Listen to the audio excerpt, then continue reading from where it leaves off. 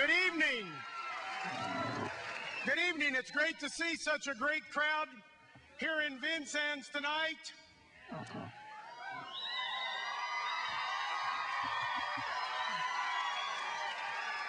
Most of you know me. I got to tell you one thing. This is a lifelong ambition. I'm close enough I can touch him. And I want to tell one thing to my mom. And I know you loved your mother, and I'm fortunate mine's alive and still here. Mom, clean socks, clean underwear tonight, okay? She's right over there, Mr. President. Ladies and gentlemen, we've got an important date in Indiana coming up May 6th. Our vote's going to count. And I'm here to tell you I'm proud to be a supporter of Hillary Clinton. I'm tired of our jobs going overseas. I'm tired of $5 a gallon gas. I'm tired of home foreclosures. And there's nobody better than to tell you about the skills it takes to be president and about the skills Senator Clinton has than the 42nd President of the United States. It is my high honor and distinction to introduce to you the 42nd President, Bill Clinton. Thank you. Thank you very much. Thank you. Wow. Thank you very much. I want to thank, first I thank former Speaker John Gregg for his introduction and his enthusiasm. Dr. Helton and all the people here at Vincennes University, thank you for making me feel welcome. And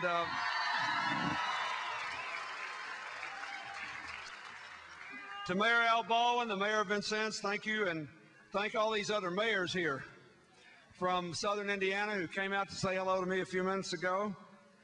I'd like to thank Anthony Long, the 8th District Democratic Chair, and acknowledge the Vice Chair, Mary Lou Farrell, whose husband just passed away. She's in our thoughts and prayers. I'd like to thank Dan Parker, the Chairman of the Democratic Party of Indiana, and Joe Hogsett, your former Secretary of State and the co-chair of Hoosiers for Hillary. Thank you. And in his absence, I want to thank Hillary's most ardent supporter in Indiana, Senator Evan Bayh. Thank you for being for Hillary for president. I am grateful. So you guys sit down and relax. You're making me nervous here. We got to chill out.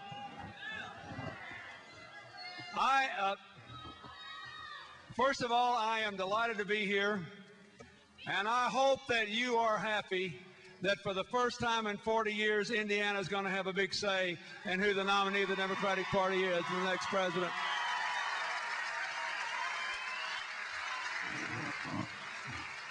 You know, for people my age, I was a senior in college 40 years ago when you last had a big impact here. And I remember as if it were yesterday, April the 4th, 1968, when Robert Kennedy was in Indianapolis and Martin Luther King was killed in Memphis. Now, I'm from Arkansas, just across the river. I was in Washington in school, and one of my housemates worked in Senator Kennedy's office, and I watched him give that speech in Indianapolis, saying that he knew what it was like to lose someone in his family and pleading with the American people to turn away from violence and hatred. I say that to start this speech not on a downer, but to remind you that no generation is free of challenges. This country has got a lot of big problems. Problems at home, problems around the world. But don't you think for a minute that we can't deal with them. Don't ever bet against America. We always come back. And we have faced big troubles before. And I remember, I don't remember, but I remember studying what the great Winston Churchill said about the United States in the early days of World War II. You know, the British were involved in World War II for more than 2 years before the United States entered after Pearl Harbor. And President Roosevelt was trying to think of every way in the wide world he could help Churchill beat back the Nazis.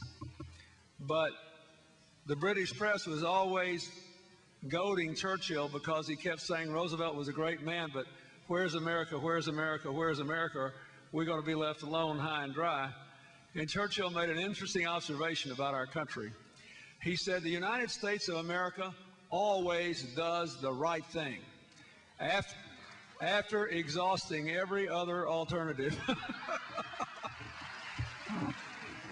Folks, the good news about 2008 is we have exhausted our alternatives, and we are going to do the right thing by America and its future. And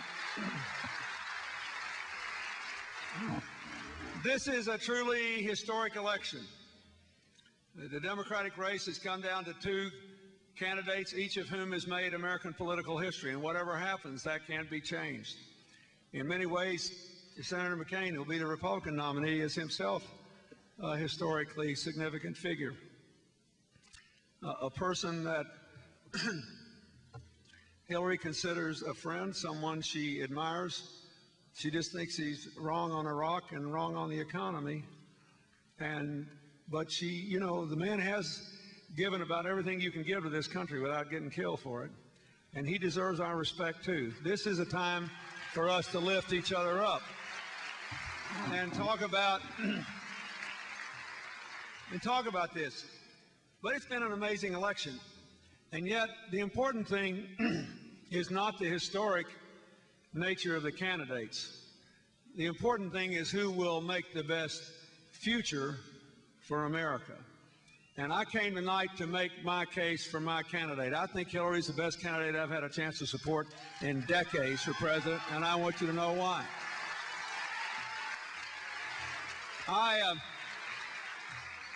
And I've liked this race because I really didn't have to be against anybody. You know, for those of you who are just moving into your voting years, after you've voted a while, you'll catch yourself once or twice going in and voting for one candidate just to keep another one from getting it. That'll happen if you vote enough. But I haven't felt that way this year. Even when all the Democratic candidates were there, I liked them all.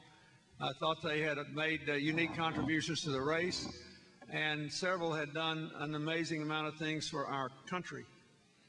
This is a matter of picking the person who'd be the best president for our future, to restore the middle class, to reclaim a bright American future for our young people, to rebuild America's standing in the world, to bring the troops home from Iraq and rebuild the American military, take care of the veterans, and pursue the war on terror in the right way.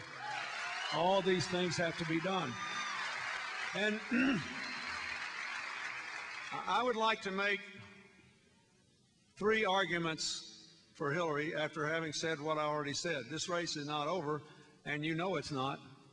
And Indiana can decide who the nominee will be. Indiana, North Carolina, Pennsylvania, West Virginia, Kentucky, Oregon, South Dakota, Montana, and Puerto Rico. They're all going to vote, and they all should be able to vote. Hillary thinks we should let everybody vote, and then we ought to count every vote. That's what we Democrats are supposed to be for. And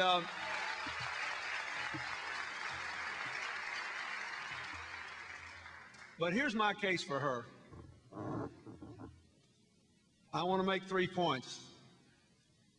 First, I think she's got the best plan and the greatest ability and the greatest knowledge to restore the economy in a way that benefits everyone.